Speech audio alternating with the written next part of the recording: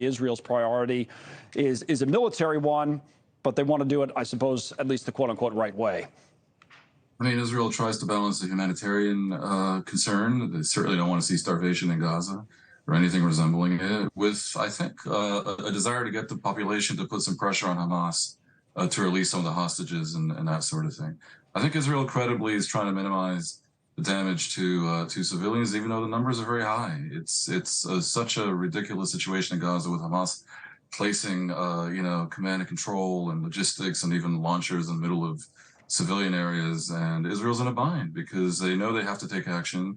I don't think they're hearing a lot of great ideas about how to avoid what is likely to be a disaster. And I am myself a frequent critic of Israel's policies in the West Bank, and generally I know exactly what they should do better. But in this case, good Lord, tough spot. It really is. Yeah, very tough spot. You do, to your point, have a lot of experience in covering this region. You've been there for a long time. You've seen a lot. Now that a little bit of time has passed here, that we've been watching this for some time, what's your sense? Has something, because we've seen so many conflicts, skirmishes, wars, has something fundamentally changed, though, with this particular war that's broken out between Israel and Hamas? Certainly as regards Gaza, the history of Jews and Arabs in Palestine is this never-ending litany of grievances about who killed who and who started. And a lot of times observers tend to be a little bit cynical, like there's nothing new under the sun. In this case, there really is. What happened on October 7th is seen as such a violation of all conceivable norms, such a breakdown of the strategy that had driven Israel and the West's attitude and the Arab world's attitude towards Hamas's presence in Gaza. One senses the crossing of a Rubicon.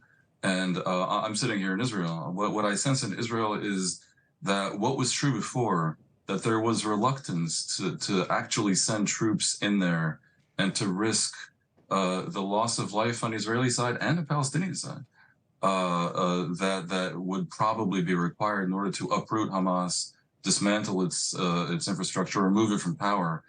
That's kind of gone. I think they're willing to pay a very high price, driven by the notion that this kind of savagery and butchery that Hamas has shown itself capable of and desirous of can simply not be tolerated anymore. I genuinely sense something has broken in Israel, and therefore there is a real danger that they will go very far in order to make sure it doesn't. And that, of course, carries with it the risk of greater conflagration, right, in a whole variety of ways. Now, they might have more public support than they would have had for that in the past because of the terrorist attack that was inflicted upon the people personally that felt it or know someone. Everyone knows someone, as we've been told. What are the political ramifications? This is something we haven't talked about, by the way, very much so far in our coverage of all of this in Israel. I want to put some numbers up on the Prime Minister, Benjamin Netanyahu, whose popularity actually dropped in a recent poll. It wasn't a very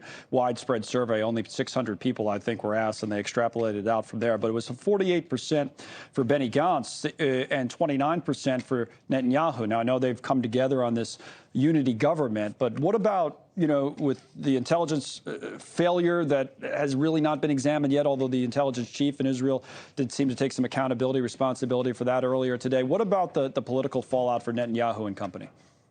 You should never discount Netanyahu because he is a political magician and he's incredibly lucky. He's a lucky general. But his luck appears to have run out. His popularity in Israel was largely predicated on the notion that he brought prosperity, which he did, and he maintained security. Even though he oversaw many policies like the West Bank entrenchment that had long-term dire implications, day-to-day Israelis felt okay. Well, Netanyahu's Putinization project of the past 10 months has hammered the economy.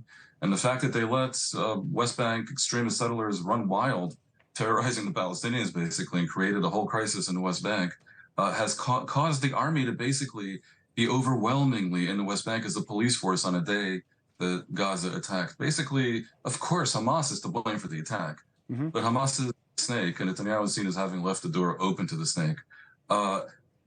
Everyone in Israel who possibly could, at this point, is accepting blame and responsibility from the Shin Bet chief to the military chiefs. But I got to tell you, Connell, I'm going to watch the Phillies Braves game later, Phillies Arizona game later, and I think Bryce Harper is more likely to accept responsibility for what happened here than Netanyahu ever will, Well, and that is caused yeah. popularity.